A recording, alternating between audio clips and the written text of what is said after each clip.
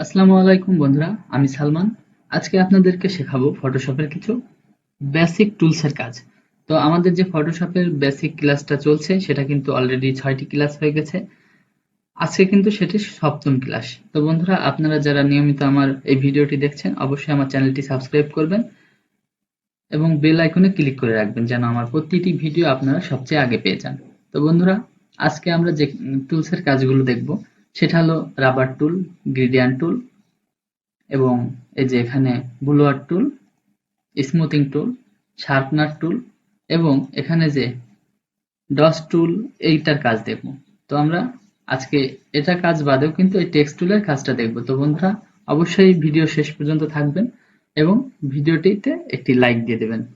বন্ধুরা, আমি ফাইল থেকে নিউ অপশনে ক্লিক করছি এবং একটি পেজ নিয়ে নিচ্ছি। আপনারা যে ইন্টারফেসটা দেখছেন এটা নিয়ে কিন্তু আমার 1, 2, 3 সিরিয়ালে অনেকগুলো ভিডিও আমার ভিডিও ডেসক্রিপশনে দেওয়া আছে, অবশ্যই গিয়ে দেখে নেবেন।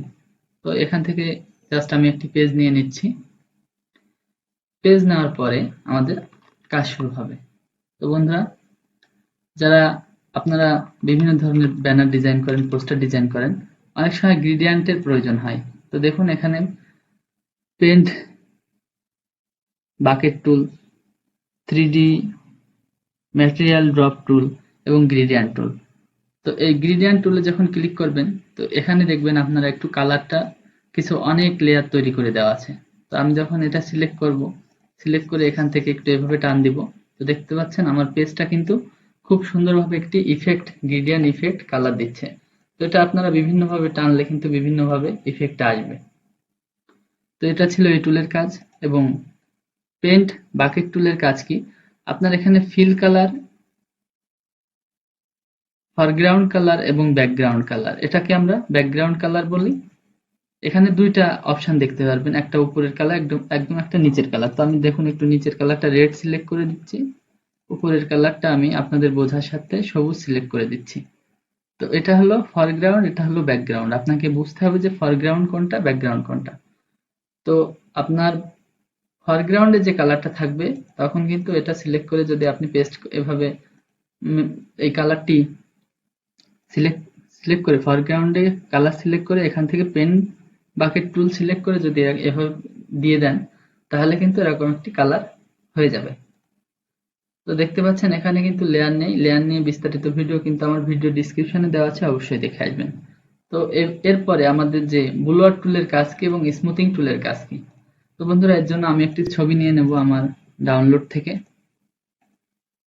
তো এখানে আমি যে ছবিটি ইউজ করছি এটা জনপ্রিয় নায়ক মান্নার ছবি। তো দেখতে পাচ্ছেন মুখে কিছু কার্ভ চলে এসেছে, ছবিটি অনেক রেজুলেশন খারাপ। তো এখানে ব্লুয়ার টুল দিয়ে যদি আমি হালকা করে একটু পেন্ট করি তো দেখতে পাচ্ছেন যে মুখের যে কার্ভ গুলো কিন্তু দূর হয়ে যাচ্ছে। ঠিক আছে বন্ধুরা, তো আমরা কিন্তু দেখে ফেললাম আমাদের ব্লুয়ার টুলের কাজ কি। আপনার ছবিটির কোয়ালিটি কিন্তু অনেক সময় হাই করার কাজেও এটির ব্যবহার হতে পারে। তো এখানে স্মুথিং অপশন আছে, এখান থেকে কম বেশি স্ট্রেংথ কম বেশি করা যায়। এটা এখানে শার্প শার্প করবে আপনার যে কোনো একটি বিষয়কে খুব কড়াভাবে দেখাবে আর কি।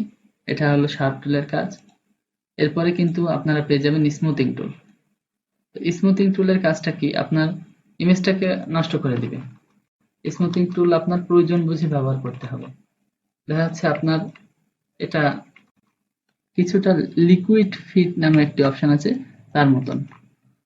এরপরে ডস টুলের কাজ কি, আপনার ছবিকে উজ্জ্বল করবে। যে কোনো একটি ইমেজে যদি আপনি এটা অ্যাপ্লাই করেন আপনার ইমেজটাকে উজ্জ্বল করবে, দেখতে পাচ্ছেন। এবং বার্ন টুলের কাজ কি, আপনার ইমেজটাকে ব্ল্যাক করবে। দেখুন ইমেজটা ব্ল্যাক হয়ে যাচ্ছে, এক সাইড যদি আমি শুধু পেন্ট করি ইমেজটা ব্ল্যাক হয়ে যাবে। তো আন্ডু করে দিলাম কন্ট্রোল জেড দিয়ে। এবং আরেকটি কাজ দেখব আমরা, টেক্সট টুলের কাজ। তো বন্ধুরা, আরেকটা টুলের কাজ দেখব, সেটি হলো টেক্সট টুলের কাজ। দেখতে পাচ্ছেন আমি একটি এরিয়া নিয়ে নিলাম সিলেক্ট করে। তো এখানে যদি আমি ইংলিশ ফন্ট সিলেক্ট করে এখানে আপনার মাইক্রোসফট অফিস ওয়ার্ডের মতন ফন্টের রেগুলার, ইটালিক, ফন্ট সাইজ এগুলো কিন্তু আপনি পেয়ে যাবেন। তো আমি এখান থেকে যে কোনো একটা ইংলিশ ফন্ট সিলেক্ট করে যদি টাইপ করি,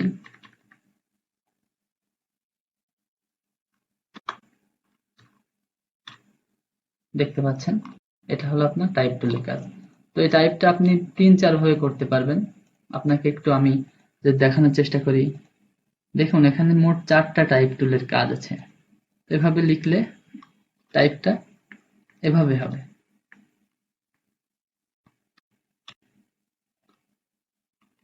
আমি এটা একটু নিচের দিকে নামিয়ে এনে কন্ট্রোল টি দিয়ে যদি ছোট করে আপনাদের দেখাই, তো দেখতে পাচ্ছেন কিছুটা এরকম দেখাবে।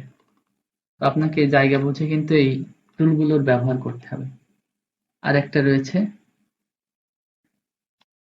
দেখুন আপনার ইমেজটাকে শুধু এই জায়গাটুকু সিলেক্ট হয়ে গেল, সিলেক্ট হয়ে কিন্তু এটা সিলেকশন, এর ভিতরে আপনি গ্রেডিয়েন্ট ইউজ করতে পারেন। আপনাদের একটু আমি গ্রেডিয়েন্ট ইউজ করে দেখাই, শুধু সিলেকশন